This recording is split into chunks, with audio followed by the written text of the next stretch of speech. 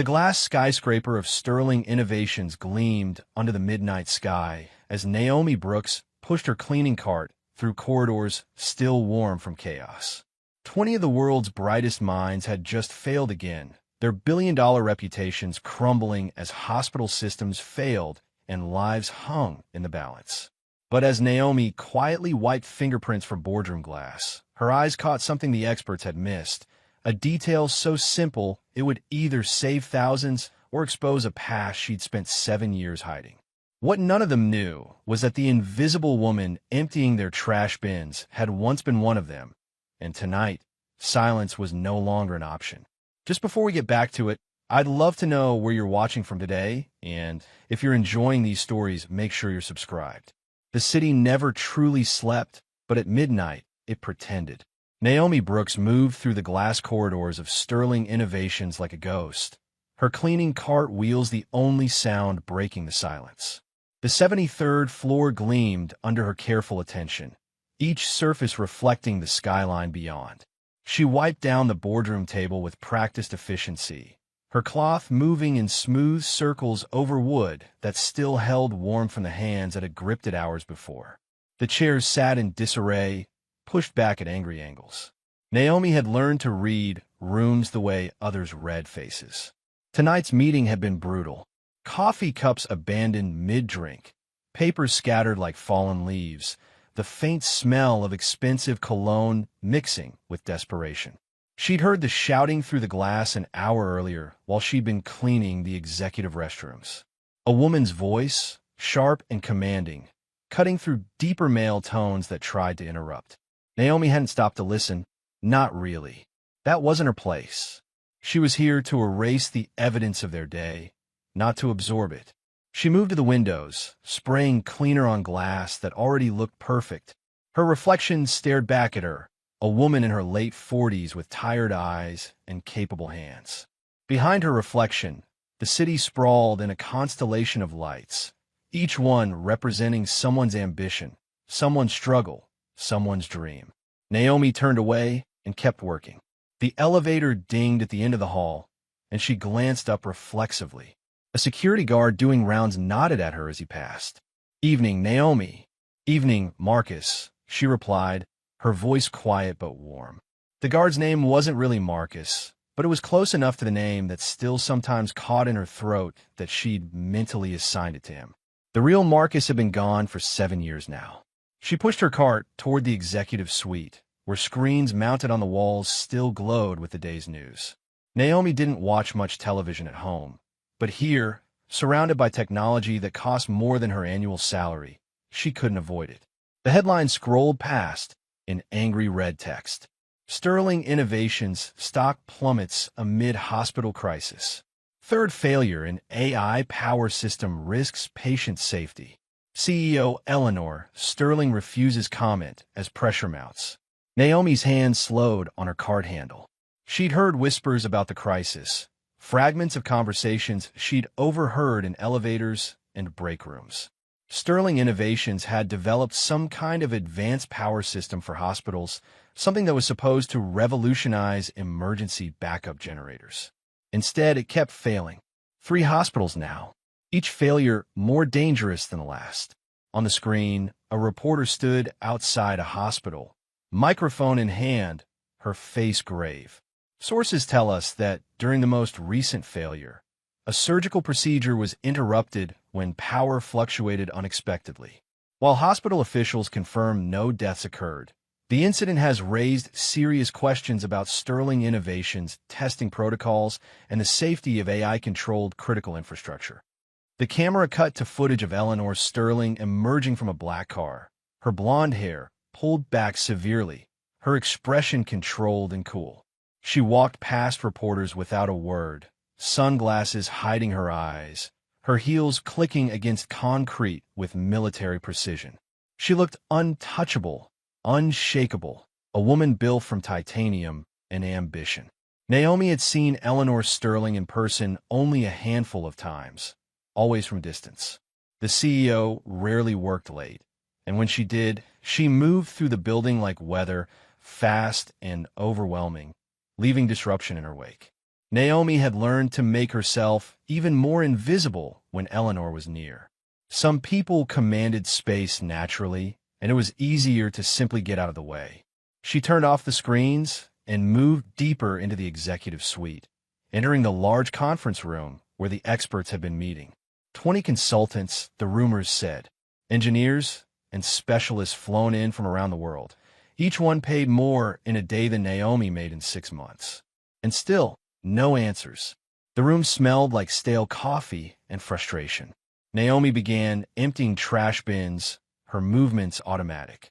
She'd done this job for 3 years now, ever since Darius had started high school, and the bills had gotten harder to manage on just one income. Cleaning wasn't what she'd imagined doing with her life, but it was honest work, and it kept food on the table. More importantly, it kept her invisible, which was exactly where she needed to be. She picked up a trash bin near the head of the table and paused. Inside, crumpled among coffee-stained napkins and empty sandwich wrappers, was a sheet of paper covered in technical diagrams. Naomi's hand hesitated over the bin. She wasn't supposed to look. She was supposed to empty and move on, to be a ghost who saw nothing, knew nothing, remembered nothing. But her eyes caught on something anyway. A schematic, hastily drawn, with annotations in the margins. She recognized the layout, the way the components connected. It was a power distribution system, similar to one she'd seen before in another life. Her fingers twitched toward the paper, then stopped. She forced herself to dump the entire bin into her cart's liner and move on. But she couldn't unsee it. Couldn't unsee the handwritten note in the margin. Moisture variance unaccounted for, with 3 question marks, as if the writer themselves didn't believe it mattered. Naomi finished the conference room and moved down the hall, her mind working despite her best efforts to quiet it. Moisture variance, humidity, environmental factors that changed based on location, season, human presence. The kind of variables that seem small on paper but could cascade into chaos in real-world applications. She shook her head. Not her problem. Not her world anymore. The elevator took her down to the 68th floor, where the engineering department sprawled across open-plan workspaces dotted with standing desks and ergonomic chairs that cost more than her couch. Most workstations were empty at this hour, but a few glowed with life. The dedicated ones, working through the night, trying to solve the unsolvable. Near the windows, 2 figures huddled over a laptop, their faces illuminated by the blue-white glow of the screen. Naomi recognized them both. Julian Mercer, the chief operations officer, a black man in his late 30s who always looked like he carried the weight of the building on his shoulders. And Lena Price, a white woman with red-rimmed eyes and hair pulled into a messy bun, one of the lead engineers who seemed to practically live here. Naomi moved quietly past them, beginning her cleaning routine on the far side of the floor. Their voices carried in the empty space. Not quite whispers, but low and urgent. If the system fails again, someone could die, Julian said, and his voice cracked slightly on the last word. Not just careers, not just reputations. An actual person. I know, Lena replied, her hands moving frantically across her keyboard. I've run the simulations 100 times. The system should work. The math is perfect, but something happens when it hits real-world environments that we're not accounting for. Eleanor wants to launch in 10 days regardless. That's insane. That's survival. If we don't launch, the company folds. Investors are already jumping ship. We're hemorrhaging money and credibility by the hour. Julian's chair creaked as he leaned back, scrubbing his hands over his face. I used to dream about building things, actually creating something that mattered. Now I spend my days managing crises and watching everything crumble. Naomi kept her eyes on her work, her cloth moving steadily across desks, but something in Julian's voice made her chest tighten. She understood that particular flavor of loss, the death of the person you'd meant to become. She moved closer to their workstation, emptying a nearby trash bin. Lena didn't even glance up, too absorbed in her screen. But Julian's eyes flickered to Naomi for just a moment, acknowledging her presence with a small nod before returning to his despair. Naomi finished the engineering floor and took the service elevator back up to executive level. The hallways here were quieter, more refined, decorated with modern art that probably cost more than her apartment building. She passed Eleanor Sterling's office, its door closed, but lights seeping from underneath. Even at 1 in the morning, the CEO was here. Naomi had just started cleaning the adjacent waiting area when Eleanor's door flew open with such force it bounced against its stop. Eleanor emerged like a storm, her blazer discarded, her silk blouse rumpled, her carefully controlled mask finally cracked. In her hand was a crystal tumbler, which she raised and hurled at the opposite wall with savage precision. The glass exploded into glittering fragments, whiskey splashing across expensive wallpaper. Eleanor stood there breathing hard, her hands shaking, before she seemed to register Naomi's presence. Their eyes met for a fraction of a second. Eleanor's face was a map of barely contained panic, fury, and something that looked almost like fear. Then the mask slammed back down. Eleanor straightened, smoothed her hair, and walked past Naomi without a word, heading toward the elevator. Her heels echoed down the empty hallway, sharp and final as gunshots. Naomi stood perfectly still until the elevator doors closed. Then she fetched her cleaning supplies and carefully began picking up the glass, her movements methodical and practiced. She cleaned up plenty of broken things in her life. This was just one more. Hours later, as dawn began to gray the sky beyond the windows, Naomi finally clocked out. The subway ride home was peaceful at this hour, just a handful of other night shift workers scattered through the car, all of them too tired to make eye contact. Naomi watched the tunnel walls blur past and thought about nothing in particular, a skill she'd perfected over years of practice. Her apartment building was a walk-up in a neighborhood that real estate agents called transitioning, which meant it was still affordable if you didn't mind the noise or the occasional broken elevator. Naomi climbed the 3 flights to her door, keys already in hand. The apartment was dark, but she could see light under Darius's bedroom door. She paused, considering knocking, then decided against it. He was 17, nearly grown, and entitled to his privacy. She unlocked her own door as quietly as possible and moved through the small living space, past the couch that had seen better days and the kitchenette where dishes waited to be washed. But she couldn't help herself. She cracked Darius's door open just an inch, just enough to see him asleep at his desk, head pillowed on his arms, surrounded by metal parts and circuit boards. His robotics project, the one he'd been working on for months, spread across every available surface. In the dim glow of his desk lamp, she could see papers scattered around him, printouts with technical specifications, sketches of mechanical joints and sensor arrays. And there, barely visible under his elbow, the corner of an envelope. Thick, official-looking paper. Naomi's heart squeezed. She recognized that paper stock. It was from the Regional Robotics Academy, the program Darius had mentioned once months ago before changing the subject quickly. She wanted to wake him, to ask, to celebrate, or commiserate, or whatever the situation required. But instead, she watched him sleep for a moment longer, this beautiful boy who looked so much like his father, then gently closed the door. In her own room, Naomi sat on the edge of her bed, still in her work clothes, and felt the familiar weight of everything she carried settle onto her shoulders. She was tired in a way that sleep couldn't fix, tired in her bones and her spirit, and the parts of herself she'd buried so deep she sometimes forgot they existed. She thought about the crumpled schematic in the trash bin, about the annotation questioning moisture variance, about Julian's cracked voice saying someone could die, about Eleanor's mask slipping for just one moment to reveal the terrified woman underneath. Somebody already died once. The thought came unbidden, and Naomi pushed it away as quickly as it arrived. That was a different life, a different version of herself, a door she'd closed and locked and thrown away the key to. She changed into her pajamas, set her alarm for early afternoon, and lay down in the dark. But sleep didn't come easily. Instead, she stared at the ceiling and tried not to think about power systems and humidity and the weight of expertise that no one knew she carried. The next evening, Naomi returned to Sterling Innovations at her usual time. The building hummed with a different energy tonight, tension crackling through the air like static electricity. As she moved through the lobby, She noticed Maya Carter, the young black receptionist who usually greeted her with a smile, hunched over her desk with an unusual intensity. Maya looked up as Naomi passed, her eyes wide and worried. Naomi, hey, can I talk to you later?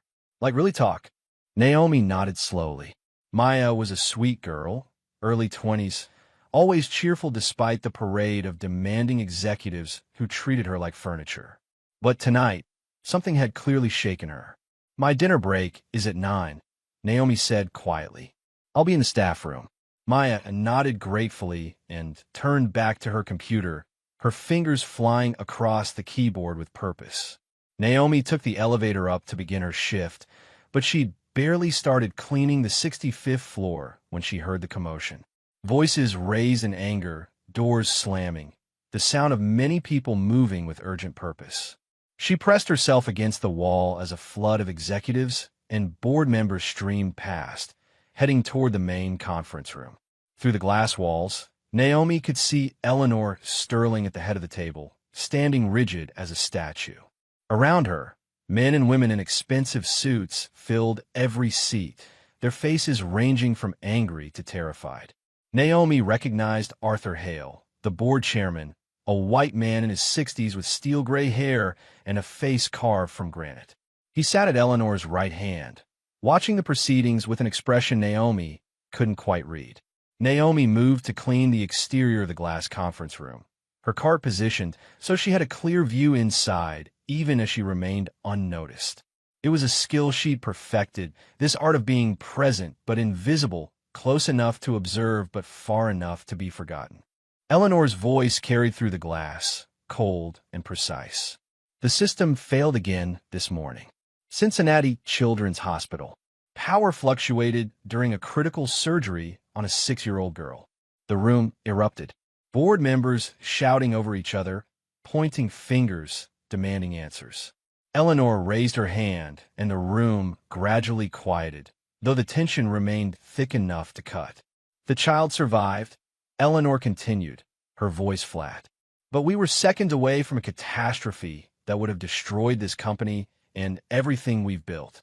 I brought in 20 experts, the best minds in power systems engineering, AI development, and critical infrastructure. Each one has examined the system. Each one has their own theory, and each one has failed to fix the problem. Arthur Hale leaned forward. Eleanor, you can't launch this system while it's actively endangering lives. The ethical implications alone.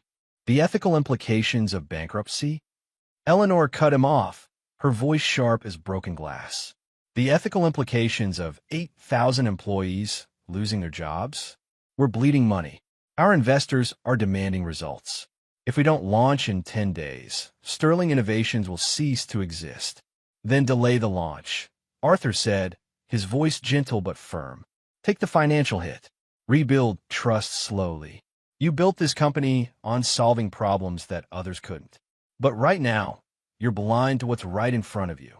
Eleanor's jaw tightened. What I see in front of me is failure masquerading as caution. We will fix this system, and we will launch on schedule. Arthur studied her for a long moment, and Naomi saw something pass between them, some shared history she couldn't interpret. Then Arthur's eyes drifted past Eleanor to the glass wall where Naomi stood cleaning, though she was certain he couldn't actually see her clearly from that distance. Some of the greatest solutions, Arthur said slowly, still looking toward the glass, come from the most unexpected places, but only if we're willing to look. Eleanor followed his gaze reflexively, her eyes passing over Naomi without recognition, without even acknowledgement that a human being stood there. Then she turned back to the board. We'll reconvene tomorrow. I want solutions, not philosophy. The meeting broke apart, and Naomi quickly moved away, pushing her cart toward the elevators. But as the board members filed out, one of them, a junior engineer Naomi had seen around the building, tried to approach Eleanor. Ms. Sterling, I've been analyzing the failure patterns, and I think there might be a correlation between... We don't have time for theories, Eleanor snapped, not even looking at the woman. I need facts. I need fixes. I need results, not patterns and possibilities and maybes. The engineer's face fell, and she backed away quickly, her shoulders hunched. Naomi watched this exchange and felt something shift in her chest, a sharp pain that felt almost like memory. She'd heard those words before, or words like them, spoken by people who valued certainty over truth, who mistook confidence for competence. Naomi moved to the engineering floor for her regular cleaning rotation. The space was even more crowded tonight, engineers and consultants working in clusters, voices raised in debate. Lena Price sat at her usual station, but tonight she looked ready to shatter. Her hands shook slightly as she typed, and when she reached for her coffee cup, she knocked it over, sending cold coffee spreading across her desk. Damn it! Lena slammed her hands on the desk, and the people around her fell silent. She stood abruptly, grabbed her jacket, and stormed toward the stairwell. Naomi arrived at Lena's desk with paper towels before anyone else could react. She mopped up the spill efficiently, her movements practiced and calm. As she worked, her eyes fell on Lena's computer screen, still displaying a complex simulation. The system diagram looked familiar, similar to the crumpled schematic she'd seen in the trash the night before. She shouldn't look. She should clean and move on. But her eyes traced the connections anyway, following the flow of power through the system, noting the fail-safes and redundancies and elegant solutions to complex problems. It was beautiful work, really, sophisticated and smart and theoretically flawless. But theory wasn't reality. Reality was messy and unpredictable and full of variables that didn't fit neatly into equations. Naomi finished cleaning and moved on, but the diagram stayed with her, imprinted on her mind's eye. Dawn was breaking over the city as Naomi made her final rounds, the sky shifting from black to deep blue to pale gray. She was emptying trash bins on the executive floor when she heard footsteps, sharp and quick, the rhythm of someone pacing. Eleanor Sterling emerged from her office, still in yesterday's clothes, her hair disheveled, her face drawn with exhaustion. Naomi straightened reflexively, making herself small and unobtrusive. Eleanor paced the hallway, phone pressed to her ear, her free hand gesturing sharply at nothing. I don't care what the projections say. Eleanor snapped into the phone. Find me someone who can fix this. I don't care if you have to fly them in from Antarctica. We launch in 10 days, and I will not. She paused, listening, and her face went pale. Whatever she heard made her stop walking. She stood perfectly still in the middle of the hallway, and for just a moment, her carefully constructed armor cracked again. Naomi saw panic flash across her face, raw and undisguised. Send me everything, Eleanor said, her voice barely above a whisper. Then she ended the call and stood there, phone hanging loose in her hand, staring at nothing. Naomi waited, uncertain what to do. Then Eleanor's eyes focused on her, really seeing her for perhaps the first time. Their gazes locked. Naomi nodded respectfully, a small acknowledgement of shared humanity. Eleanor's mouth opened as if to speak, then closed. She straightened her spine, smoothed her rumpled blouse, and walked past Naomi toward the elevator. But as she passed, Naomi heard her whisper, almost too quiet to catch. Not again. Please, not again. The elevator doors closed, and Naomi was left alone in the hallway with those words echoing in her mind. She finished her shift in thoughtful silence and went home as the city fully woke around her. That evening, the news was everywhere. Naomi saw it on the subway, on phone screens and tablets, and the digital billboards that covered every available surface. Fourth hospital failure nearly proves fatal. A baby had been in the NICU when the power fluctuated. The backup generators had kicked in, but for 17 seconds, that child had been in darkness, the machines keeping them alive, stuttering, and uncertain. 17 seconds. That's all it had taken. Naomi closed her eyes and gripped the subway pole tighter. 17 seconds was nothing. 17 seconds was everything. When she arrived at work that night, the building felt different. Subdued, frightened. Maya was still at her desk, despite the late hour, and when she saw Naomi, she stood up quickly. Can we talk?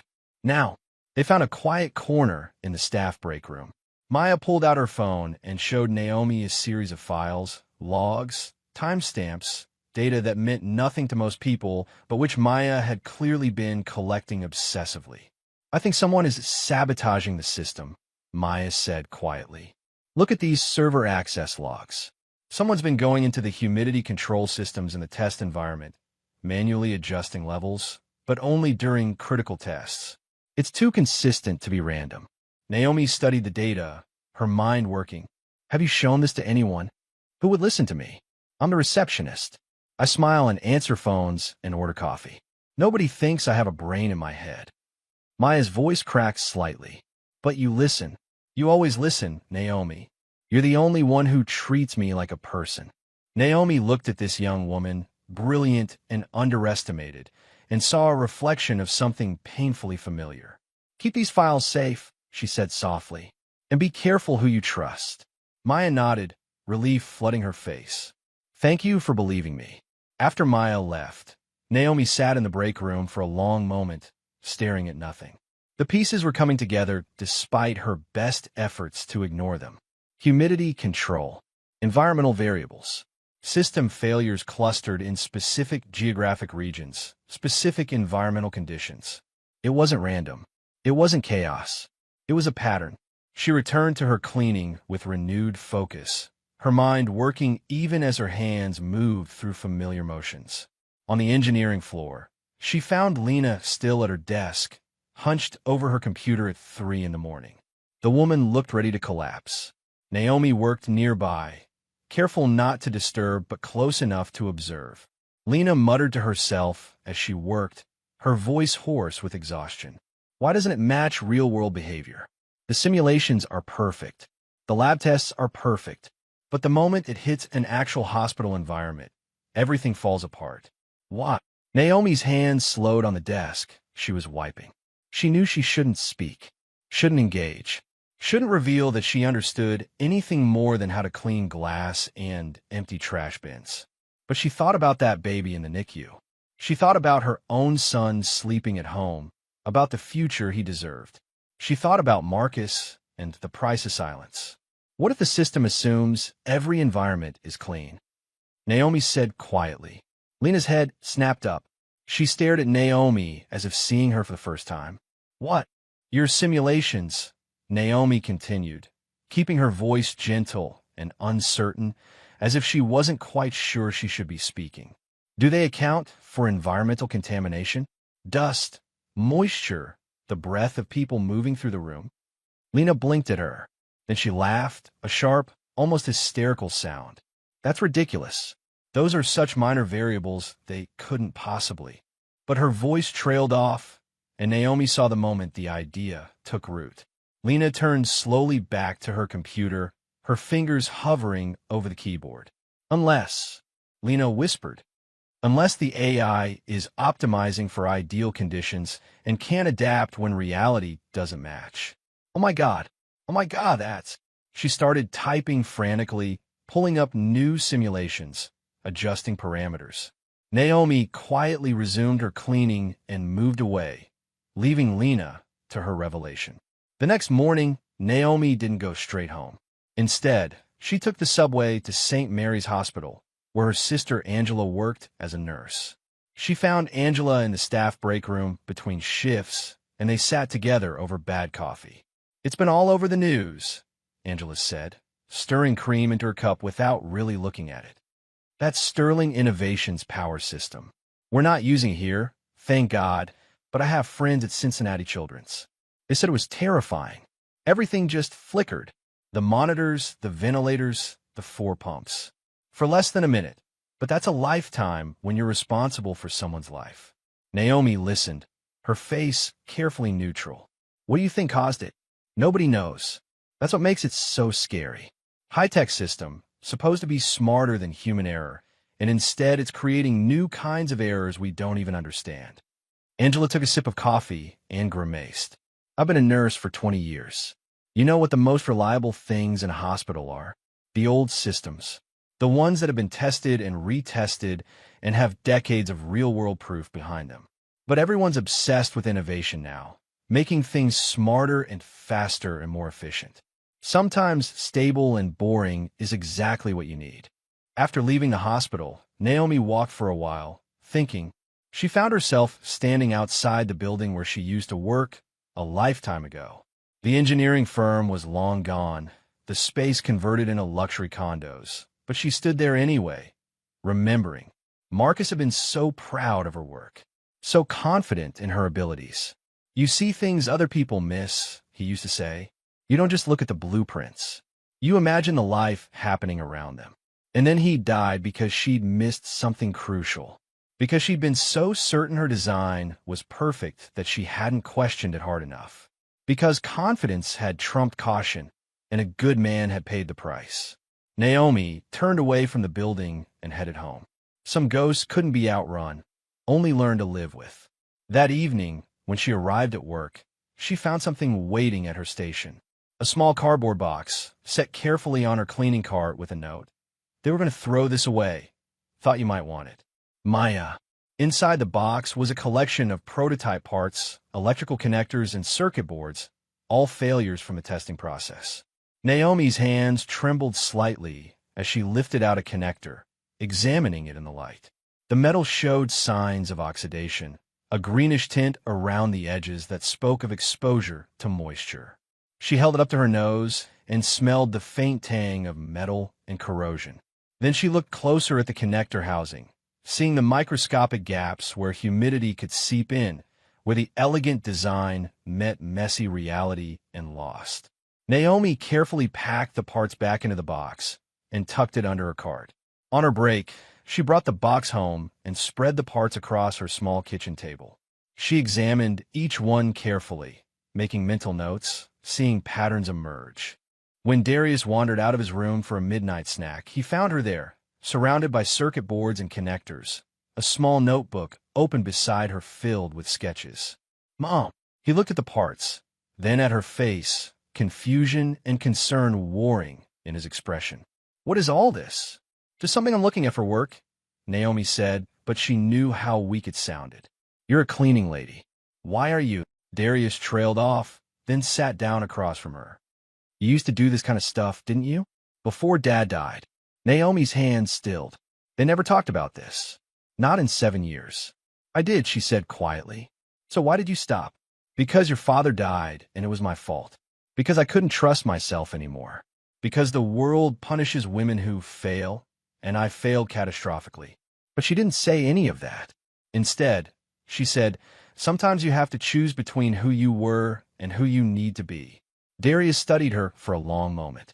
Then he reached into his pocket and pulled out an envelope, the thick official one Naomi had glimpsed days ago. He set on the table between them. I got accepted, he said, to the Regional Robotics Academy. Full scholarship. They want me to start in January. Naomi's breath caught. Pride and fear crashed through her in equal measure. Darius, that's incredible.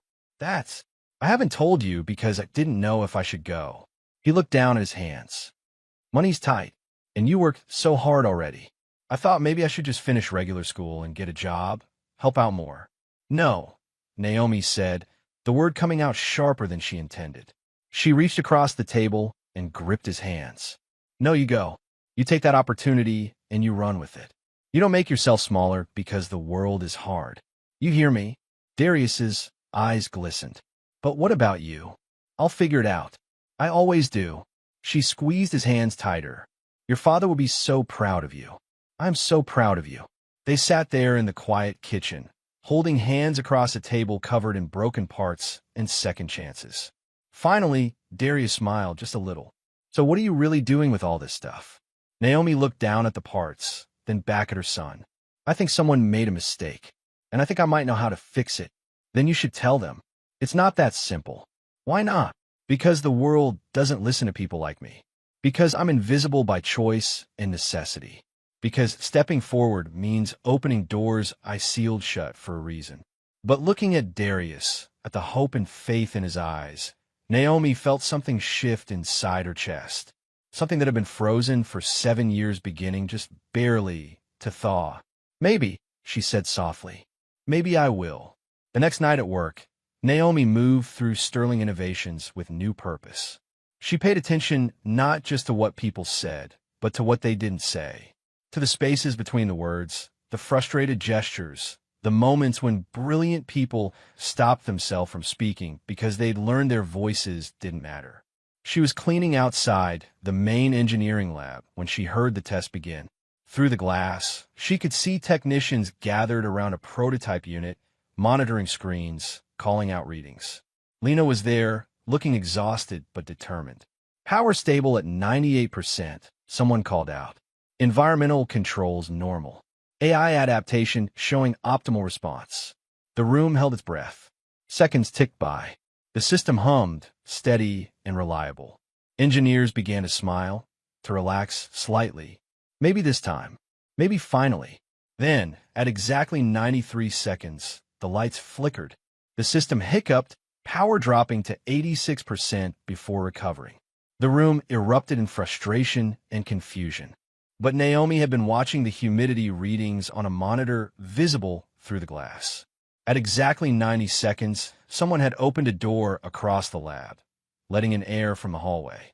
The humidity had spiked by 3%. 3%. Such a small thing. Barely noticeable. But enough. Naomi pulled out the small notebook she'd started carrying and wrote down the time, the humidity reading, and the power drop. Then she closed the notebook and continued cleaning, her mind working faster than her hands. Over the next 3 nights, she watched and learned and documented. She saw the patterns emerge with crystal clarity. The system failed when humidity rose above a certain threshold. It failed in environments with steam or heavy air circulation. It failed when the air was thick with human presence, with breath and warmth and the messy reality of life. The AI was brilliant, but it had been trained in perfect conditions. It optimized for an ideal world that didn't exist outside laboratories.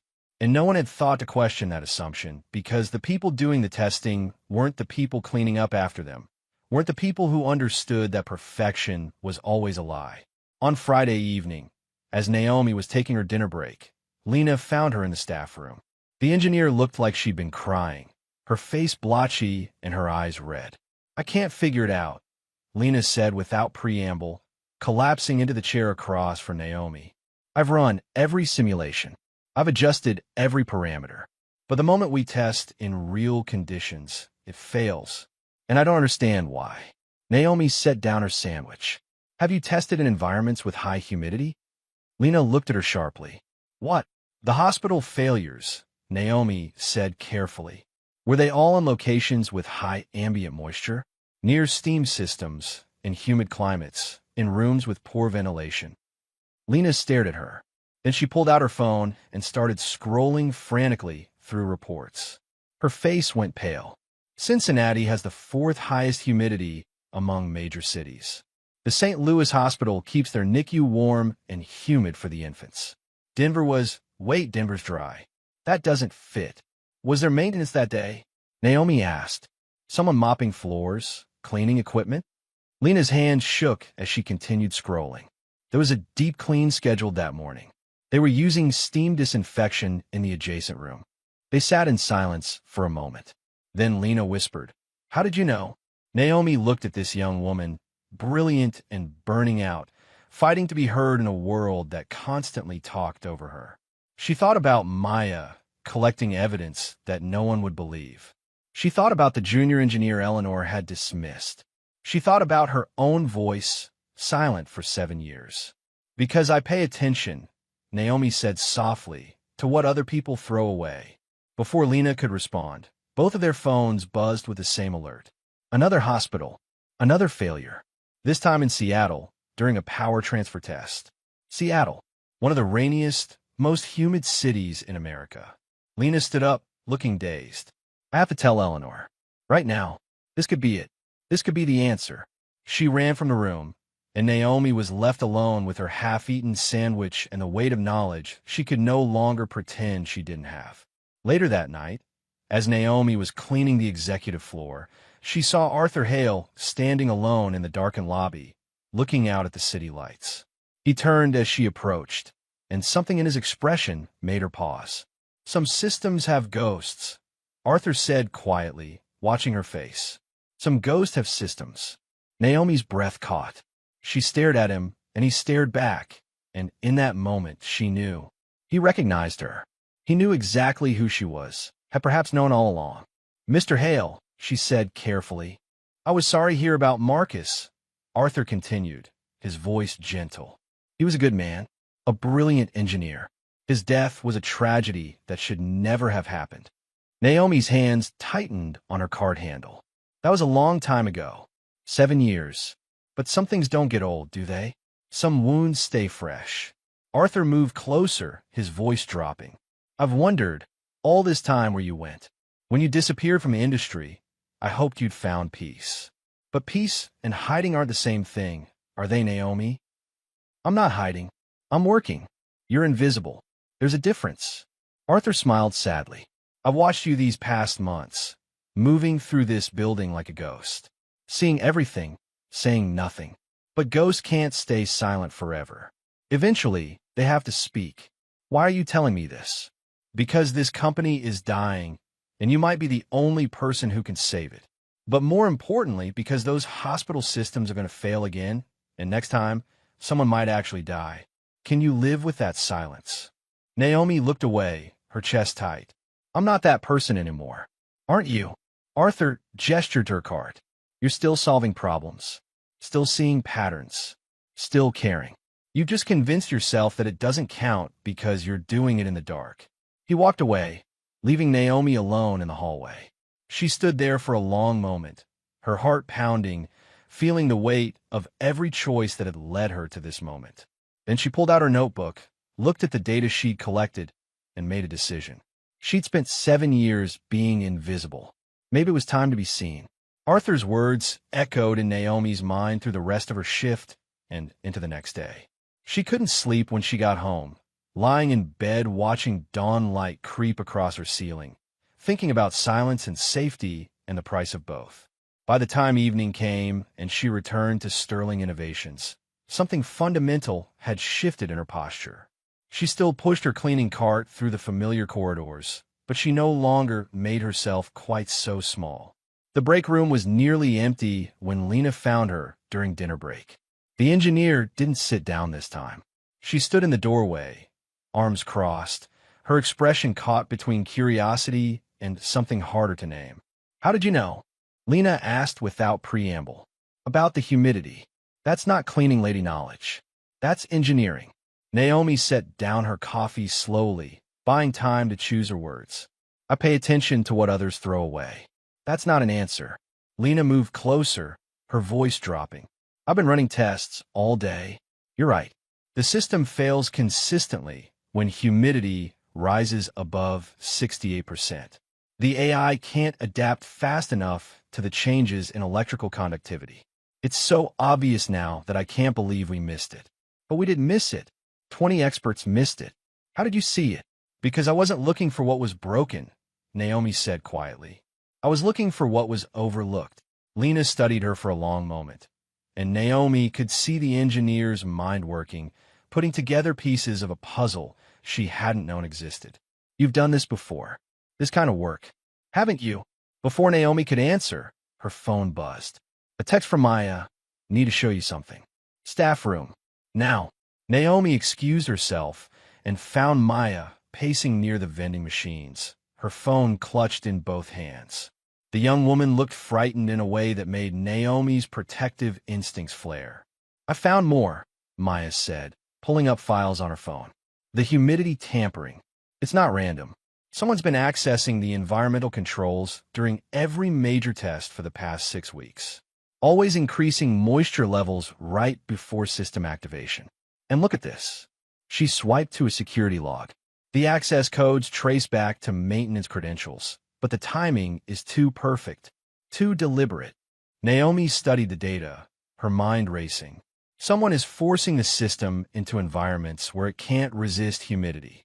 They're making it fail on purpose. But why? Maya's voice cracked slightly. Why would anyone sabotage their own company? That's what we need to figure out. Naomi placed a gentle hand on Maya's shoulder. "Keep these files safe. And Maya, be careful who you tell. If someone's willing to risk lives to make this system fail, they won't appreciate being exposed." Maya nodded, fear and determination warring on her young face. As she left, Naomi leaned against the wall and closed her eyes. Sabotage added a whole new dimension to the crisis. This wasn't just about technical oversight anymore. Someone wanted Sterling Innovations to fail. Hours later, Naomi was cleaning outside the main boardroom when raised voices drew her attention. Through the glass walls, she could see another emergency meeting in progress. The board members looked exhausted and angry, their expensive suits rumpled, their faces drawn. Eleanor stood at the head of the table, her spine rigid, but Naomi could see the tremor in her hands. Arthur Hale sat silently at Eleanor's right, watching not the other board members, but the space beyond the glass where Naomi worked. His eyes met hers through the reflection, and something passed between them. An acknowledgement, a challenge, a question. Julian entered the boardroom late, apologizing as he took his seat. Through the glass, Naomi saw him glance her way, and for just a moment, their eyes met. He looked away first, but something in his expression suggested he was seeing her differently now. Word was spreading, whispers about the cleaning lady who'd noticed what the experts had missed. Eleanor's voice carried through the glass, sharp and desperate. "We're out of time. The investors are pulling out. 3 more hospitals have canceled their orders. If we don't solve this crisis in the next 48 hours, Sterling Innovations will be finished." One board member stood, his face red with anger. "Then we need to accept reality. This system is fundamentally flawed. We should cut our losses, issue refunds, and move on to something salvageable." "No." Eleanor's voice was flat and final. "We're launching in 6 days, with or without a complete fix." The room erupted in argument. Naomi watched Eleanor's face and saw something she recognized from her own mirror in the months after Marcus died. Desperation wearing the mask of determination. Fear dressed up as strength. Arthur's voice cut through the chaos, quiet but commanding. "Eleanor, sometimes the solution isn't innovation. It's remembering what we forgot." Eleanor turned to him sharply. "What's that supposed to mean?" "It means you once solved problems by listening to everyone, not just the loudest voices. You built this company by seeing potential where others saw obstacles. When did you stop looking beyond the obvious?" Eleanor's jaw tightened. "I'm looking at reality, Arthur, at spreadsheets and deadlines and consequences. That's what leadership requires." "No," Arthur said softly, still watching Naomi through the glass. "That's what fear requires. Leadership requires something else entirely." The meeting ended badly, board members leaving in angry clusters. Eleanor remained alone in the boardroom, head in her hands, the picture of isolation. Naomi watched her for a moment, then quietly entered to empty the trash bins.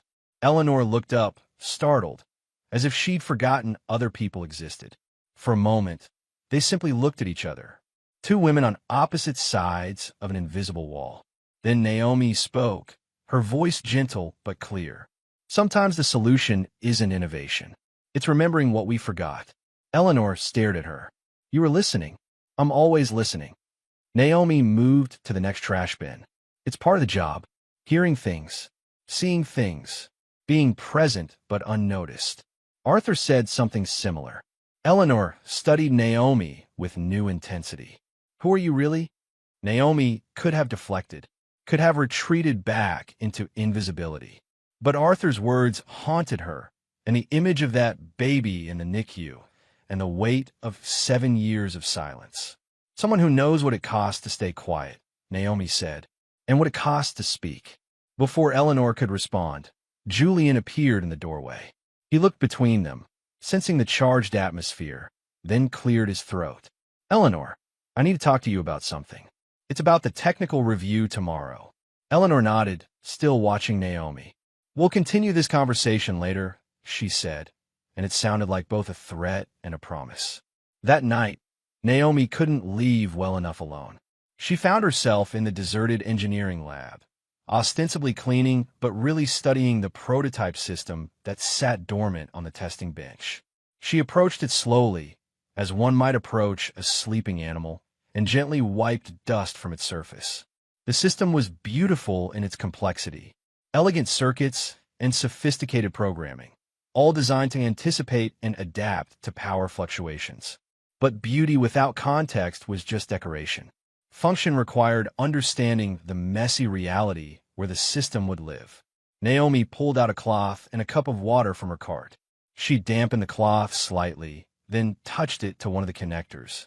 The system's indicator lights flickered, just briefly, a tiny hesitation that would be invisible in most circumstances, but which spoke volumes to someone who knew how to listen.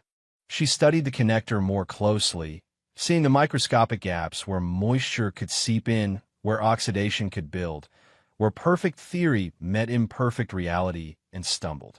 This was the ghost in the machine. Not malfunction, but oversight. Not failure, but incomplete vision.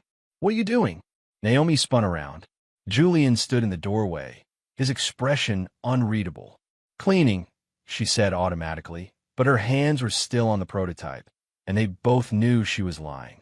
Julian walked closer, his eyes on the system rather than on her. "Lena says you figured out the humidity problem, that you saw a pattern 20 experts missed. I noticed something. That's all." "No." Julian shook his head slowly. "That's not all. I've been watching you these past few months. The way you move through this building. You're not just cleaning. You're observing, analyzing, understanding things that the people who are paid to understand them can't see." He paused. "Who are you, Naomi Brooks?" Naomi met his eyes and saw genuine curiosity there, not accusation. "I'm someone who used to do this kind of work, before I learned that brilliance without humility can kill people." The words hung in the air between them. Julian absorbed them slowly, and something shifted in his expression. Recognition, understanding, maybe even respect. "I've been thinking about what you said to Lena," Julian continued, "about paying attention to what others throw away. I've spent 10 years in this company climbing ladders and building influence, and somewhere along the way, I forgot to pay attention to anything that mattered." He laughed bitterly. "This place eats people alive. I've watched it happen. I've helped it happen. Only if you're scared to spit it back out," Naomi said quietly. Julian looked at her sharply, then smiled for the first time she'd ever seen. "Will you sit in on the technical review tomorrow? Not as a tech expert, just as an observer. We need fresh eyes. We need someone who sees what we're blind to." Naomi's heart hammered in her chest. This was it, the moment of choice. She could refuse, stay invisible, stay safe. Or she could step forward into the light and risk everything she'd built from the ashes of her old life. She thought about Darius and his robotics acceptance, about Marcus and the dreams they'd shared, about 7 years of silence and what it had cost her soul. "I'll be there," she said. The next morning arrived heavy with tension. Naomi came to work early, not in her cleaning uniform, but in simple slacks and a modest blouse she'd bought years ago for parent-teacher conferences. She felt exposed without her cart, without the protective armor of invisibility that had kept her safe for so long. The technical review was scheduled for 10 o'clock. By 9:30, the main conference room was already filling with people. Experts in expensive suits, board members with grim expressions, engineers carrying laptops and tablets. Cameras were being set up in the corners. Reporters waited in the lobby. The entire world, it seemed, was watching Sterling Innovations either solve its crisis or collapse under the weight of its failures. Naomi entered the conference room and immediately felt every eye turn toward her. Whispers rippled through the crowd. Who was she? Why was she here? The cleaning lady who'd somehow seen what MIT graduates and industry veterans had missed. She found a chair against the wall, sitting quietly while chaos swirled around her. Lena caught her eye from across the room and offered a small, encouraging nod. Julian stood near the door, arms crossed, looking like he was preparing for battle. Eleanor arrived exactly at 10, striding to the front of the room with her usual commanding presence. But Naomi could see the cracks now. The slight tremor in Eleanor's hands, the darkness under her eyes that makeup couldn't quite hide, the desperate edge to her carefully controlled expression. "Thank you all for coming," Eleanor began, her voice steady despite everything. "We've identified a potential cause for the system failures. Environmental humidity affecting electrical conductivity. Today, we'll test the system under controlled moisture conditions and demonstrate our solution." The prototype sat on the main testing bench, surrounded by monitoring equipment and humidity sensors. Technicians moved around it with practiced efficiency, checking connections, calibrating instruments. Naomi watched not the machine, but the people, seeing their nervousness, their doubt, their desperate hope that this time would be different. The test began. Humidity levels rose gradually as technicians activated humidifiers around the prototype. 40%, 50%, 60%. The system hummed steadily, lights glowing green, power output stable. Engineers began to relax, slightly. Then, at 68% humidity, the lights flickered, just briefly, just enough. The room held its breath. The system recovered, but the damage was done. Everyone had seen the hesitation, the vulnerability, the fundamental flaw that remained unfixed. Eleanor's face went pale. That shouldn't have happened. We adjusted the parameters. We reinforced the connections. Why is it still failing? An expert stood, his voice condescending. Because the solution requires a complete redesign. We've been telling you this for weeks. The system's architecture is fundamentally incompatible with variable environmental conditions. Other voices joined in, arguing, blaming, defending. The room descended into chaos as careers and reputations were defended, as fingers were pointed and theories were shouted. Naomi watched it all from her chair against the wall, her mind working, her eyes on the prototype rather than the people. She saw what they couldn't see because they were too busy proving they were right. She saw the connector, the same type she'd examined weeks ago in discarded parts. She saw the moisture beginning to collect at its edges, saw the microscopic oxidation that would build over time, saw the ghost in the machine that no amount of programming could fix. Maya burst through the door suddenly, her face flushed. Eleanor, the server logs show humidity tampering again. Someone accessed the environmental controls 20 minutes before this test. They're sabotaging. Not now, Eleanor snapped, her composure finally shattering completely. We're in the middle of a demonstration. But someone's deliberately. Later, Maya. Please. Maya retreated, looking hurt and frustrated. Naomi met her eyes and shook her head slightly. Fix the root first. Expose the culprit after. Eleanor turned back to the prototype, her voice rising. What is wrong with this machine? In the silence that followed, Naomi stood. She didn't announce herself, didn't ask permission. She simply walked forward, her footsteps quiet but somehow commanding attention. The crowd parted automatically, confused whispers following her progress.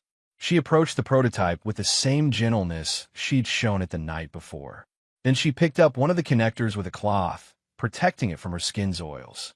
She reached for a cup of water sitting on a nearby table, dipped her finger in it, then touched the moisture to the metal connection point. The lights flickered exactly as they had during the test, exactly as they had in the hospitals. The pattern was unmistakable.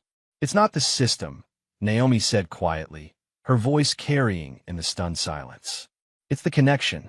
Moisture creates a micro-layer of oxidation on the metal. The AI can't adapt fast enough to compensate for the resistance change.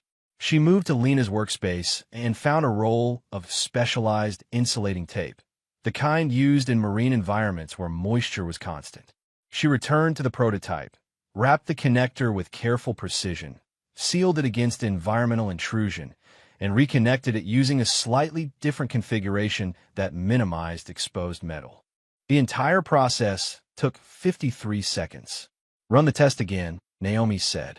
The technicians looked at Eleanor, who stood frozen, staring at Naomi as if seeing a ghost. Finally, Eleanor nodded. The humidity rose again.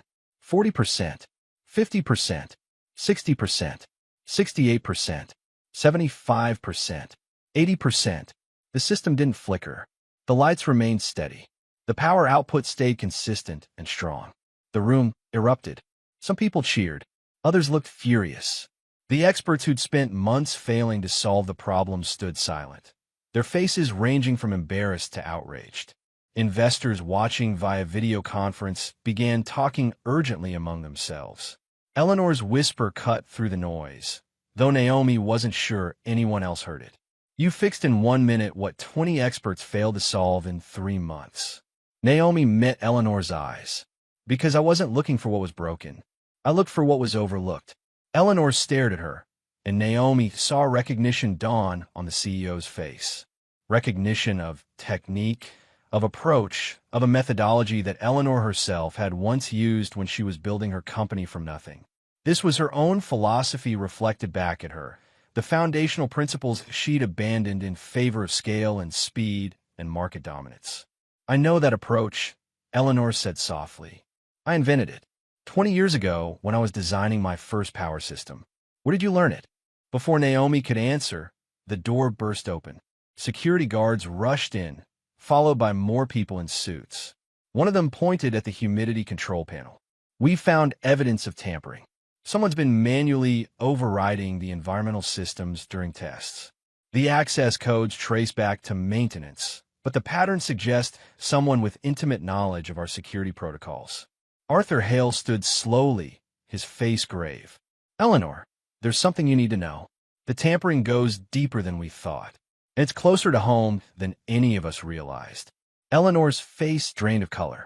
Naomi saw the CEO's hands begin to shake again, saw her struggle to maintain composure as her world tilted on its axis once more.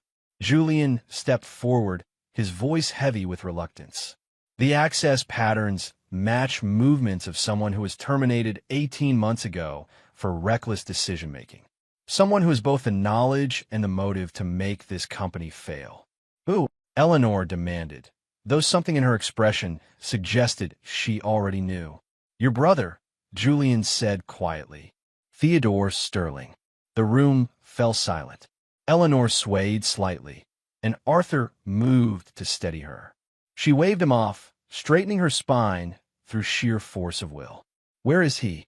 Eleanor's voice was barely above a whisper. We're not sure, but he's been accessing our systems remotely. He's been here, Eleanor, watching, waiting, sabotaging every attempt to fix what he helped break.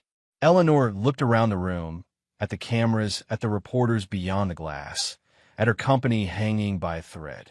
Then her eyes found Naomi, still standing by the prototype that was now running smoothly at 85% humidity. Who are you? Eleanor asked again, and this time it wasn't an accusation but a plea. Who are you really, Naomi Brooks? Naomi opened her mouth to answer, but before she could speak, the lights went out. Every light in the building. Emergency protocols activated, red backup lights casting the room in an eerie glow. And in that crimson darkness, Naomi heard Eleanor's voice, small and frightened in a way the so had never allowed herself to be publicly. Not again. Please God, not again. Naomi understood then. This wasn't just about business or technology or reputation. This was about something deeper, something more personal, some wound that had never healed. And whatever was about to happen next would force all of them to confront truths they'd been avoiding. The prototype in front of her continued to run steadily, its lights glowing green even as everything around them descended into darkness. One small victory in the face of a much larger battle that was only just beginning. The emergency lights cast long shadows across the conference room as chaos erupted around them. Board members shouted questions, security guards barked orders into radios, and somewhere in the building, alarms began to wail. But Naomi stood perfectly still, her eyes on the prototype that continued to glow steadily green even as darkness swallowed everything else. Eleanor's breathing had turned shallow and rapid. In the crimson emergency lighting, her face looked pale and drawn, years of carefully constructed composure crumbling away. Arthur moved to her side, gripping her elbow, but she pulled away sharply. I'm fine, Eleanor said, though her voice shook. Everyone stay calm. This is just a precautionary shutdown. This is sabotage, Julian corrected, his phone pressed to his ear. Security says someone manually cut power to the entire building. Emergency backup failed because the systems were tampered with beforehand. He lowered his phone, his expression grim. We're completely dark except for battery-powered emergency lights. And the server rooms are overheating without ventilation. A board member stood, his face red with fury.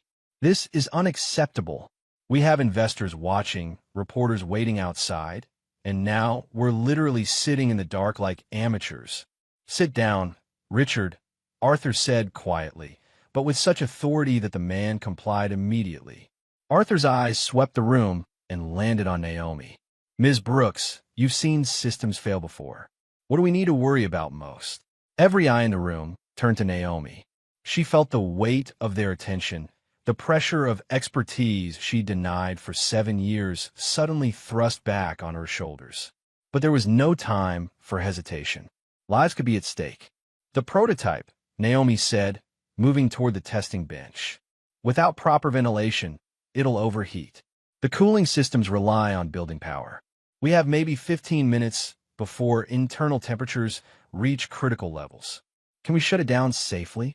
Lena asked, already moving to join Naomi. Not without risking damage to the core components. And if those fail, we're back to square one. Naomi studied the system, her mind calculating rapidly. We need to manually regulate the heat distribution, create airflow, buy time until backup power comes online. Eleanor seemed to snap back to herself, her survival instincts overriding her fear. Everyone without technical expertise, evacuate to the lobby. Security, find out who did this and stop them. Julian, coordinate with building management on power restoration. Lena, you're with me and Ms. Brooks. The room cleared quickly, leaving only Eleanor, Lena, Arthur, Julian, and Naomi in the crimson-lit space. Through the glass walls, Naomi could see other floors in similar darkness, emergency lights creating a constellation of red stars throughout the building. Then she saw movement on the floor above, a figure behind glass, watching them. Even at this distance, even in this light, something about the silhouette seemed familiar. Calculated. Satisfied. There, Naomi pointed. Someone's watching us. Julian followed her gaze, and his jaw tightened. That's the old executive suite. Theodore's old office. He still has access somehow. Eleanor's hands clenched into fists. Of course he does. He built half the security systems in this building before I fired him. He knows every weakness, every back door, every way in and out. Why? Lena asked, her voice small. Why would your own brother destroy what you built? Eleanor's laugh was bitter and broken. Because I built it. Because I succeeded where he failed. Because I made decisions he disagreed with, and he's never forgiven me for being right. She turned to the prototype, her expression hardening. But we're not letting him win. Not today. The system's temperature indicators were climbing. Naomi could feel heat radiating from the components, even from several feet away. She approached carefully, assessing the situation with the kind of calm that only came from experience with real emergencies. We need to open the casing and create manual airflow, Naomi said. But we can't touch the components directly. The heat will damage skin, and any moisture from sweat could cause exactly the kind of failure we just fixed. I have tools, Lena said, pulling equipment from her bag, and insulated gloves. They worked together in tense silence, Lena following Naomi's quiet instructions. Eleanor watched, and Naomi could feel the CO studying her movements, recognizing something in her methodology. Arthur stood by the door, his attention divided between their work and the floor above where Theodore lurked. He's moving, Arthur announced, heading toward the stairwell. Let him come, Eleanor said, her voice cold. I should have confronted him months ago. Years ago. Maybe if I had, none of this would have happened. Naomi's hands paused on the prototype.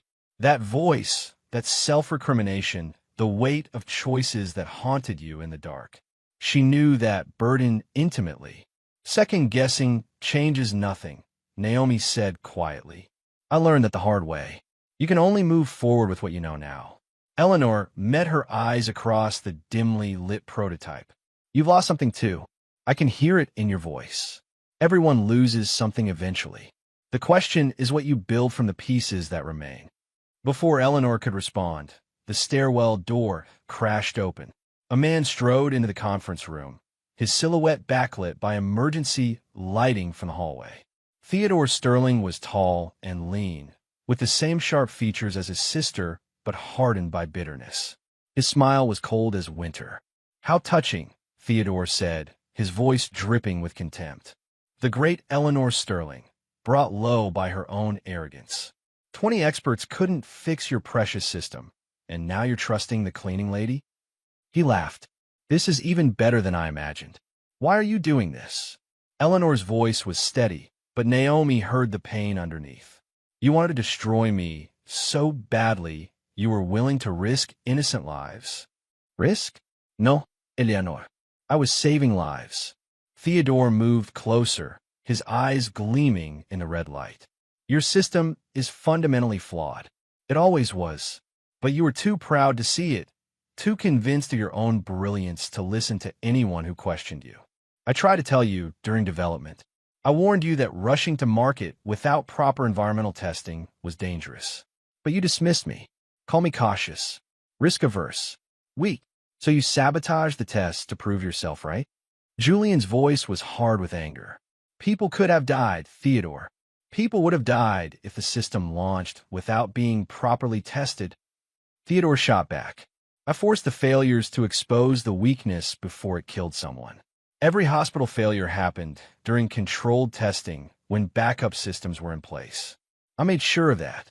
I'm not a monster, Julian. I'm the only one in this company who was willing to do what needed to be done." Naomi listened to this exchange and felt a chill run through her. She understood Theodore's logic because she'd lived through something similar. The arrogance of believing you alone could see the truth. The conviction that your methods were justified by your intentions. The moment when certainty became catastrophe. "You're not saving anyone," Naomi said, her voice cutting through the tension. "You're just making sure that if you couldn't succeed, neither could she. This isn't about safety. It's about ego." Theodore's eyes snapped to her. "And who are you to judge? You're nobody. You clean toilets and empty trash cans. What do you know about innovation or responsibility?" "More than you think," Naomi replied evenly. "I know that brilliance without humility kills people. I know because I learned that lesson the hardest way possible. And I know that what you're doing right now isn't protection. It's revenge dressed up as righteousness." Something flickered across Theodore's face. Uncertain, maybe, recognition of truth he didn't want to acknowledge. But before he could respond, the prototype emitted a sharp warning beep. "Temperature critical." Naomi turned back to the system immediately, her focus narrowing to the problem at hand. "Lena, I need you to disconnect the secondary cooling loop. Carefully. That could cause a cascade failure," Lena protested.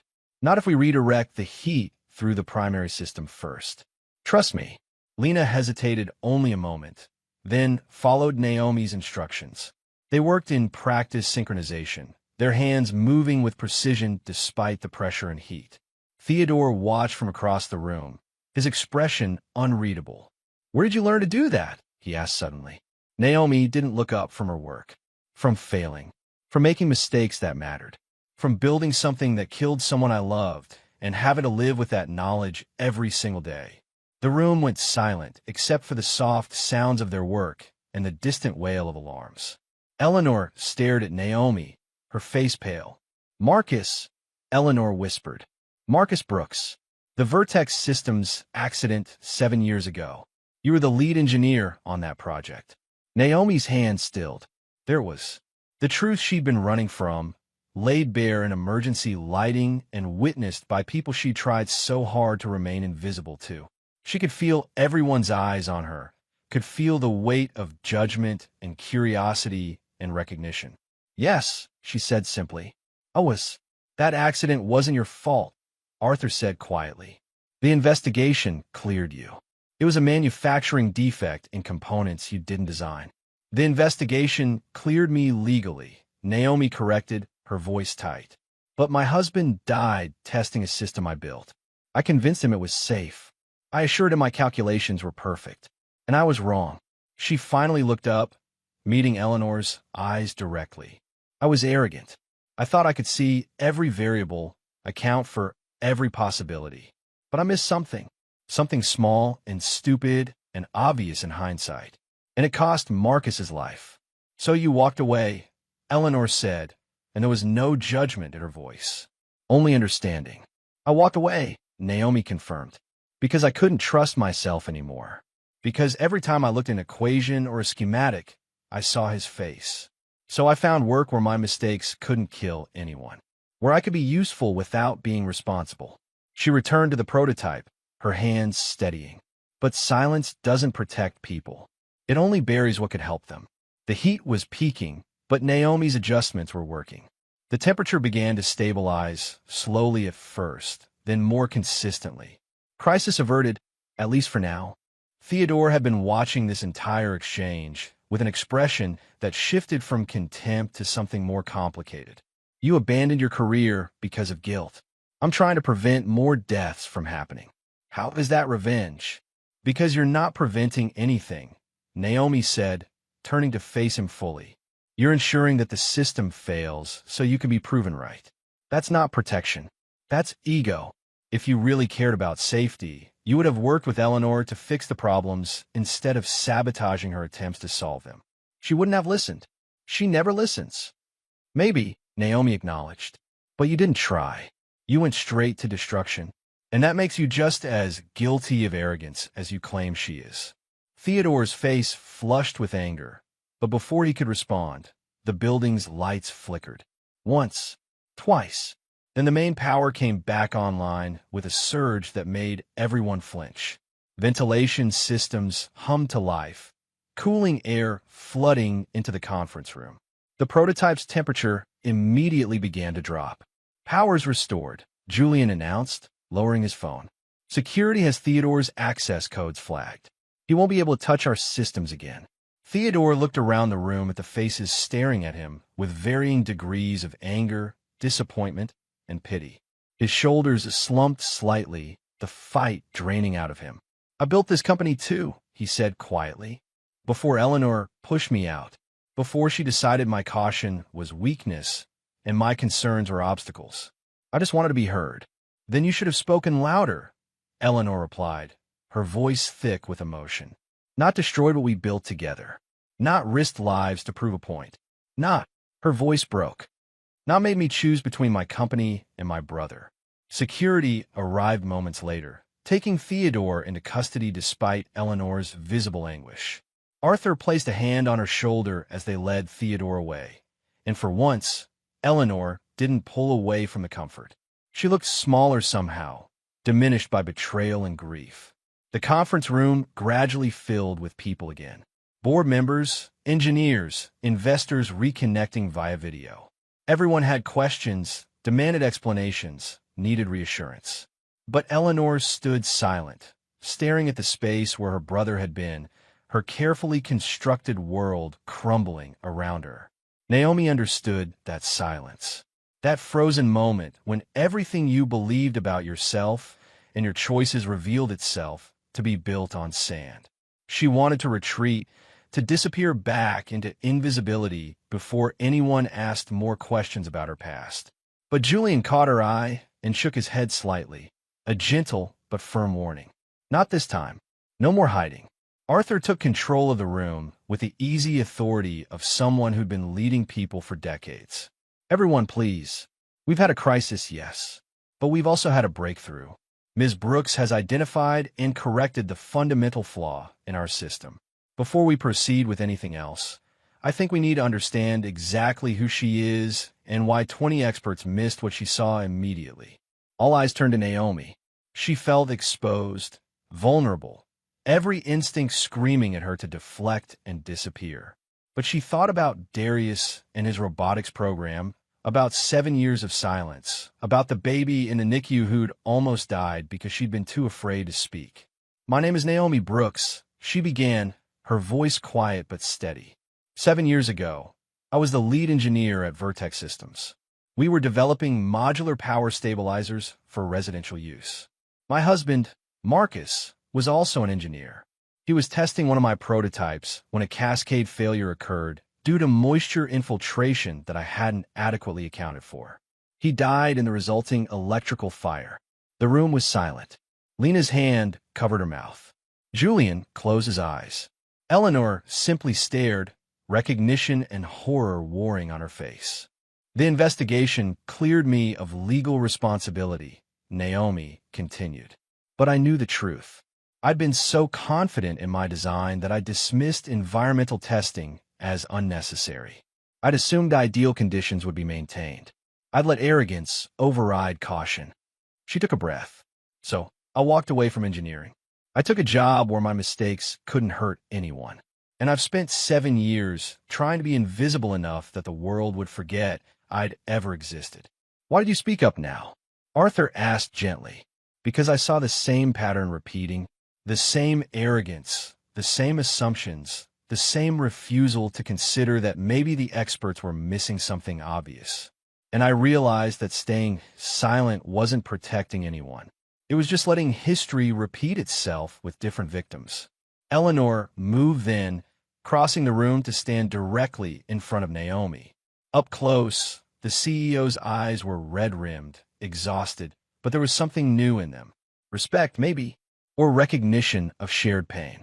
I judged you by your uniform, not your mind, Eleanor said quietly. I dismissed you, overlooked you, treated you as if you were invisible. And you were right there all along, seeing what I couldn't see because I was too proud to look beyond the obvious.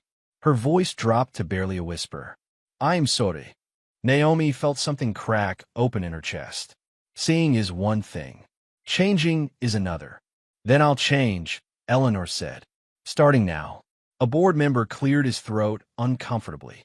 This is all very touching, but we need to discuss next steps. The system is fixed, correct? We can proceed with launch.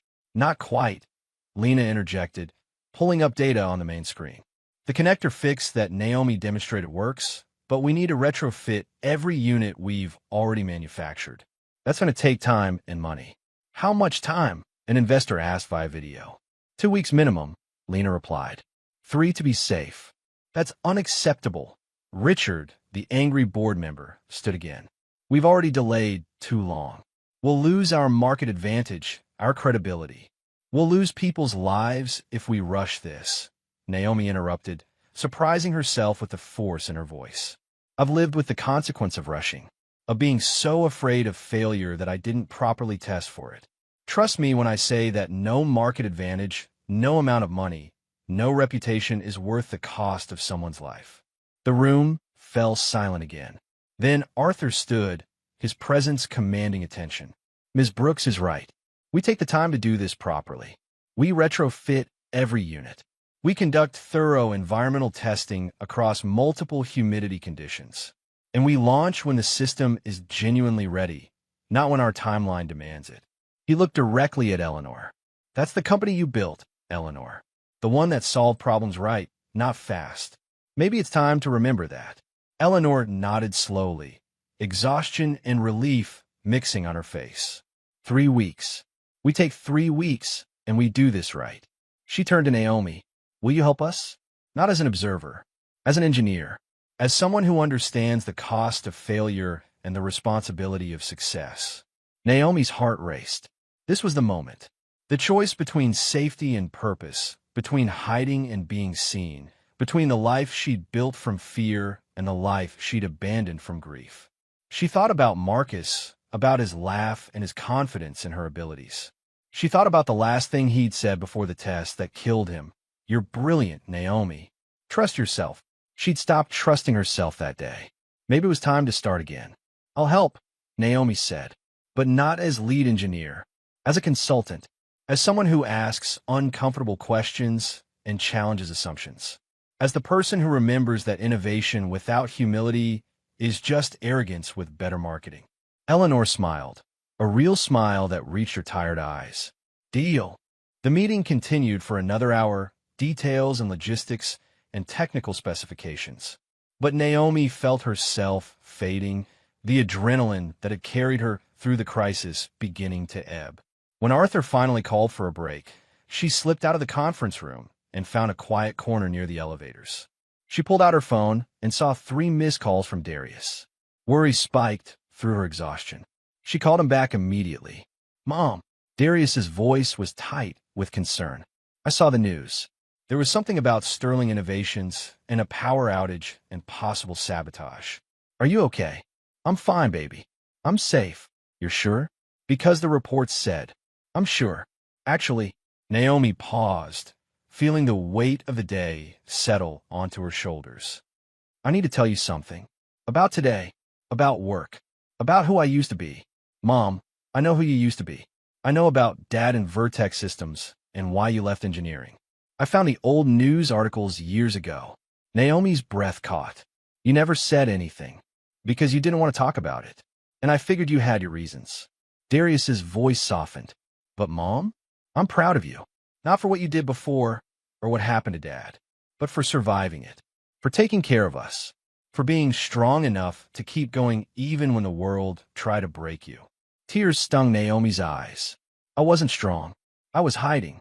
Maybe, but you're not hiding anymore, are you? Because whatever happened today, I can hear it in your voice. You sound like yourself again, like the person in those old photos with Dad, the ones where you both looked so happy and excited about changing the world. Naomi wiped her eyes, laughing wetly. When did you get so wise? I learned from the best. Come home when you can, okay? And Mom, that robotics program I got accepted to, I think I'm going to say yes. Because you taught me that running from what scares you doesn't make you safe. It just makes you smaller. After the call ended, Naomi sat in the quiet hallway and let herself cry. For Marcus. For 7 years of silence. For the person she'd been and the person she was becoming. For the terrifying, exhilarating prospect of being seen again. When she finally composed herself and returned to the conference room, she found Eleanor standing alone by the windows, looking out at the city. The CEO turned as Naomi entered. My mother died when I was 23, Eleanor said without preamble. Sudden cardiac arrest. She was here one moment and gone the next. And I became terrified that if I stopped moving, stopped building, stopped succeeding, I would somehow disappear the same way. Just vanish and leave nothing behind. She turned to face Naomi fully. So I built an empire, made myself indispensable, created something so large and important that I couldn't possibly be forgotten. But somewhere in that process, I forgot the person I'd been when I started. The engineer who loved solving problems more than making money. The woman who listened more than she spoke. The version of me that my mother would have been proud of. She'd be proud of you now, Naomi said quietly, for admitting that, for changing course, for choosing to do right instead of insisting you were right. Eleanor nodded, wiping her eyes quickly. I'm going to visit Theodore tonight. In custody. I don't know if I can forgive him yet, but I need to understand. Need to hear his side without board members and cameras and pressure. Just two siblings who lost their way. That's brave. No, brave is what you did today. Stepping forward after 7 years of hiding. Speaking truth that no one wanted to hear. Risking everything to do what was right instead of what was safe. Eleanor extended her hand. Thank you, Naomi, for saving my company. But more importantly, for reminding me why I built it in the first place. Naomi shook her hand, feeling the strength and vulnerability in Eleanor's grip. Two women who'd been broken by loss, reshaped by grief, and were finally, carefully beginning to heal. The darkness had revealed more than sabotage and technical flaws. It had exposed the ghosts they'd both been running from, the wounds they'd tried to hide, the versions of themselves they'd abandoned out of fear. But dawn was coming, and with it, the chance to rebuild something better from the pieces that remained. 3 weeks passed in a blur of work that felt both foreign and familiar. Naomi found herself sitting at conference tables instead of cleaning them, speaking in meetings instead of emptying their trash, being listened to instead of overlooked. The adjustment was harder than she'd expected. Some mornings she still woke at midnight, her body trained to the rhythm of night shifts, and had to remind herself that her life had changed. The first board meeting, where she actually sat at the table instead of against the wall, felt surreal. Arthur had insisted, pulling out a chair beside him with quiet authority that brooked no argument. Eleanor sat at the head, looking more rested than she had in months, though grief still shadowed her eyes when she thought no one was watching. Ms. Brooks, Arthur addressed her formally, though his eyes were warm. Can you walk us through the retrofit progress? Naomi stood, her hands only slightly trembling as she pulled up the presentation Lena had helped her prepare. We've completed retrofitting 63% of the manufactured units. Each connector has been sealed with moisture-resistant insulation and reconfigured to minimize environmental vulnerability. We're conducting humidity testing at 5% intervals from 40 to 95% across multiple temperature ranges. And the results? A board member asked. Stable across all conditions tested so far. No fluctuações, no failures, no hesitation. Naomi clicked to the next slide. But we're not rushing. Every unit undergoes 48 hours of stress testing before approval. We're prioritizing accuracy over speed. Richard, the perpetually angry board member, shifted in his seat. That's costing us nearly $250,000 per day in delays. It cost Marcus Brooks his life when someone prioritized speed over safety, Naomi replied quietly. I won't make that mistake again, and I don't think this company wants to either. The room fell silent. Richard looked away first. Eleanor's slight nod was approval enough. After the meeting, Lena caught up with Naomi in the hallway. The engineer looked different now, less exhausted, more confident. Working with someone who actually listened had transformed her. I wanted to apologize, Lena said, for being resentful when you first started speaking up. I was drowning here, fighting to be heard, and when you showed up and people actually listened to you, I felt. She trailed off, searching for words. Replaced, Naomi finished gently. Like your struggle didn't matter because someone else solved it more easily. Yes, exactly that. Lena smiled sadly. But I was wrong. You weren't fighting to be heard. You were fighting not to be seen. We were both losing pieces of ourselves, just in different ways. Naomi reached out and squeezed Lena's hand. Then let's both stop losing pieces. Let's build something together instead. They spent the next week working side by side, Naomi's practical experience blending with Lena's theoretical brilliance.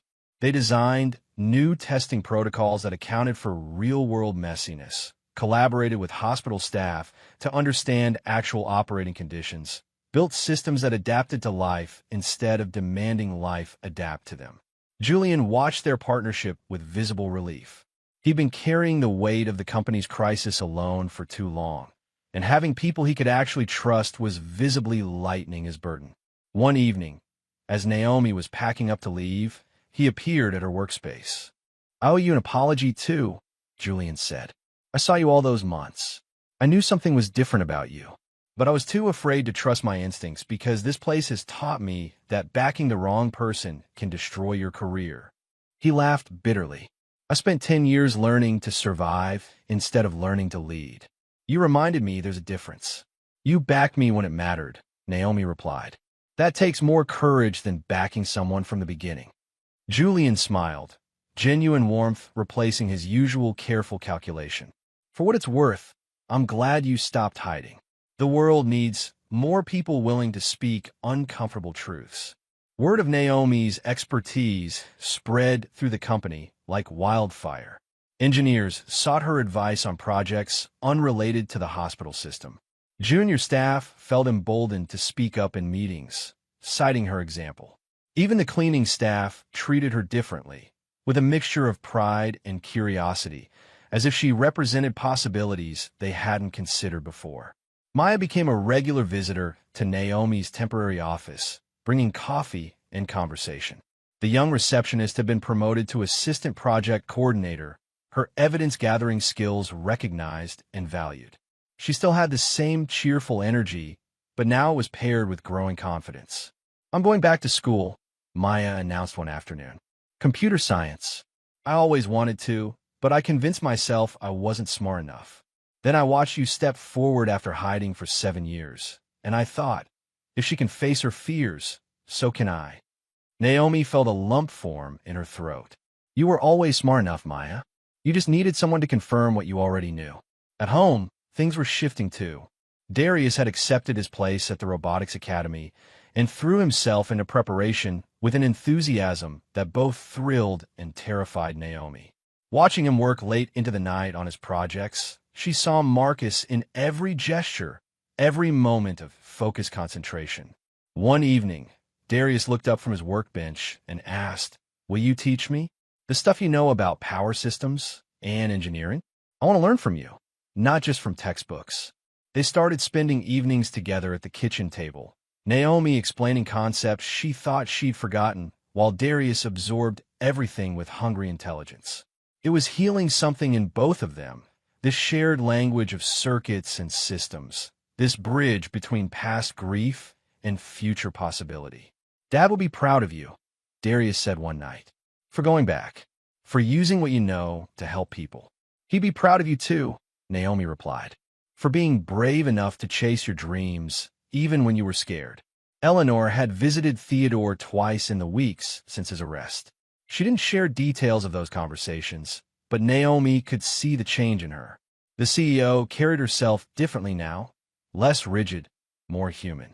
The armor was coming off piece by piece, revealing the person underneath. One afternoon, Eleanor called Naomi to her office. It was the first time Naomi had entered this space as anything other than a night cleaning lady. The view from the 73rd floor was breathtaking, the city sprawling below like a promise. Sit, please. Eleanor gestured to a chair across from her desk. I wanted to talk to you about something personal. Naomi sat, curious and slightly apprehensive. Theodore is accepting a plea deal, Eleanor began. House arrest, mandatory counseling, restitution. No jail time because no one was actually harmed and his lawyer argued he was trying to prevent harm. She paused, staring at her hands. Part of me thinks he's getting off too easy. But another part of me understands that he was drowning in his own pain and lashing out was the only way he knew to be heard. How do you feel about that? Naomi asked gently. Conflicted, angry, sad, relieved. Eleanor laughed without humor. All of it at once. He's my brother. I love him. But he betrayed me and endangered people to prove a point. I don't know how to reconcile those things. Maybe you don't have to. Maybe you just have to live with the contradiction and find a way forward anyway. Eleanor nodded slowly. He asked about you. Said you were the only person who didn't treat him like a monster. You called him out on his behavior, but you also understood the pain behind it. I've been where he is, Naomi said, convinced that my suffering gave me special insight, that my pain made me right. It took losing everything to realize that hurt doesn't grant wisdom. It just grants hurt. They sat in comfortable silence for a moment, two women who'd learned the same hard lessons in different ways. The system is ready, Eleanor said finally. Testing is complete. Every unit has been retrofitted and approved. We're scheduled to relaunch next week with a press conference and demonstration. She met Naomi's eyes. I want you there, on stage, being recognized for what you contributed. Naomi's stomach clenched. Eleanor, I don't need recognition. I'm happy to help from behind the scenes. I know you don't need it, but others need to see it. Young engineers who think they have to choose between having a personal life and professional success. Women who've been told they're not technical enough. People who've made mistakes and think they can never contribute again. Eleanor leaned forward. You being invisible helped you survive, but you being visible helps others believe they can too. The week before the relaunch passed in a haze of preparation and mounting anxiety. Naomi had agreed to appear at the press conference, but the reality of standing on a stage in front of cameras and reporters made her want to retreat back into comfortable invisibility. The night before the event, she stood in her bedroom staring at the simple black dress she'd bought for the occasion. It wasn't fancy, but it was professional, appropriate, the kind of thing a consultant would wear. Not a cleaning uniform, not armor, just clothes. Her phone rang. Eleanor, having second thoughts? The CEO asked without preamble. Is it that obvious? I've been having second thoughts for a week. About Theodore, about the launch, about whether I'm strong enough to stand up there and admit that I was wrong and someone I dismissed as invisible saved my company. Eleanor's laugh was shaky. So yes, I recognize the signs. How do you push through it? Naomi asked. I remember why it matters. Not for me, but for everyone who's watching. For every person who's been overlooked or dismissed or made to feel small. We owe them visibility. The next morning dawned clear and bright. Naomi dressed carefully, her hands steadier than she expected. Darius insisted on coming with her, wearing his best shirt and a nervous smile that reminded her so much of Marcus. Her heart ached. "You've got this, Mom," he said as they rode the subway downtown. "You've been practicing being brave for weeks now. Today is just the next step." Sterling Innovations had transformed its main lobby into a presentation space. Cameras were everywhere. Reporters packed the seating area. Investors watched via screens mounted on the walls. The atmosphere crackled with anticipation and curiosity. Backstage, Naomi found Eleanor, Julian, Lena, and Arthur waiting. They looked nervous but determined, a team bound together by shared crisis and hard-won understanding. "Ready?" Arthur asked gently. Naomi thought about Marcus, about 7 years of silence, about the baby in the NICU, about Darius sitting in the audience believing in her. "Ready." Eleanor took the stage first, commanding attention with her presence, but softer somehow, more human. "Thank you all for coming. 3 months ago, Sterling Innovations faced a crisis that threatened not just our company, but the lives of people depending on our technology. Our hospital support system was failing, and 20 experts couldn't determine why." She paused, letting that sink in. "I was desperate, afraid, convinced that if I couldn't solve this problem, everything I built would collapse. And in that desperation, I made a crucial mistake. I stopped listening to anyone who didn't confirm what I wanted to hear." The cameras focused on Eleanor's face, capturing her vulnerability. But someone was listening, someone who'd been present all along, but whom I'd never really seen. Someone who understood that the solution wasn't more complexity, but more humility. Eleanor gestured offstage. "I'd like to introduce Naomi Brooks. Without her insight, her courage, and her willingness to speak uncomfortable truths, we wouldn't be here today." Naomi walked onto the stage, her legs shaking but her spine straight. The lights were blinding, the cameras intimidating, the crowd vast and expectant. For a moment, she froze, overwhelmed by visibility after so long in shadow. Then she saw Darius in the front row, giving her a thumbs up. Saw Lena smiling with genuine warmth. Saw Maya wiping tears from her eyes. Saw Julian nodding encouragement. She approached the microphone. "My hands once built something that took a life," Naomi began, her voice quiet but carrying. "My husband, Marcus, died testing a power system I designed. I was arrogant enough to think I could account for every variable, confident enough to dismiss concerns as overcautious, certain enough to risk the person I loved most." The room was silent, absorbing her words. "So I disappeared. I took a job where my mistakes couldn't hurt anyone. I convinced myself that staying invisible was protecting people. But silence didn't protect anyone. It just erased what could have helped others avoid making the same mistakes I did." She looked directly at the cameras. "When I saw Sterling Innovations making those same mistakes, dismissing environmental variables as insignificant, prioritizing speed over thoroughness, silencing voices that questioned assumptions, I recognized the pattern. And I realized that my silence was no longer protection. It was complicity." Naomi's voice strengthened. The solution to the hospital system crisis wasn't complicated. It was a basic principle that any first-year engineering student learns. Real-world conditions are messy, and elegant systems must account for that messiness or they will fail. But in our rush to innovate, we'd forgotten to ask the simple questions. We'd stopped looking at what we were overlooking. She paused, gathering herself for what came next. "I'm not a hero. I'm someone who failed catastrophically, lived with that failure, and decided that hiding from my expertise served no one. Today, I choose to be seen again, not because I'm past my grief or because I've forgiven myself, but because the world needs people who remember what mistakes cost and who are brave enough to prevent them anyway." The silence that followed felt sacred. Then, starting with Darius, the audience began to applaud. Not polite applause, but genuine, sustained, the kind that acknowledged truth spoken at great personal cost. Eleanor stepped forward, her eyes bright with unshed tears.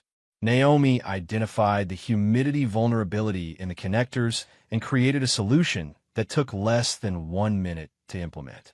But more importantly, she reminded this company what we'd forgotten. that innovation without humility is just arrogance in disguise. The press conference continued with technical demonstrations and questions from reporters. The retrofitted system performed flawlessly under every condition tested. Humidity rising to levels that would have caused catastrophic failure weeks ago, but now barely registered as a variable. Afterward, as the crowd dispersed and cameras packed up, Arthur approached Naomi with a quiet smile. The world didn't forget you. You stepped away. I'm glad you stepped back. So am I, Naomi replied, surprised to find she meant it. Maya rushed over, pulling Naomi into an impulsive hug. You were amazing. I recorded the whole thing to show my professors next semester. You're going to inspire so many people. Lena joined them, her professional composure cracking into genuine emotion. Thank you for showing me that being overlooked doesn't mean being wrong, for teaching me to trust my observations even when experts dismiss them. Julian shook Naomi's hand firmly. The board approved your consulting contract. Long-term, not just for this project. We need your voice, your perspective, your willingness to ask uncomfortable questions. As the executives and reporters filtered away, Naomi found herself alone on the stage for a moment. She looked out at the empty seats, at the space where hundreds of people had listened to her story, at the cameras that had broadcast her truth to the world. 7 years ago, she'd disappeared. Today, she'd chosen visibility. Not because the pain was gone or the guilt had faded, but because hiding served no one and speaking might help someone else find their way back from the darkness. Darius appeared at her side, slipping his hand into hers. Dad would be proud, he said simply. I think so too.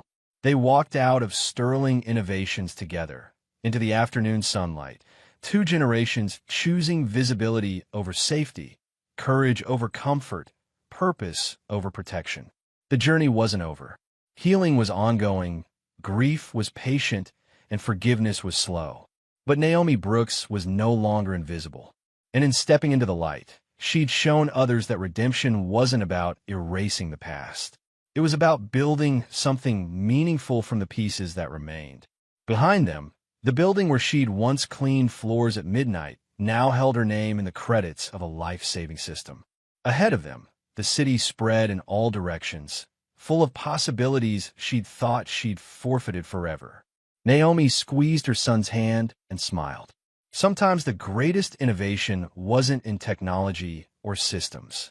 Sometimes it was in finding the courage to be seen after convincing yourself you should disappear. And that courage, more than any technical fix, was what would change the world. When the cost of staying silent becomes greater than the fear of being seen, what would you choose, comfort or courage? If this story moved you, hit that like button and subscribe for more stories that remind us why speaking up matters.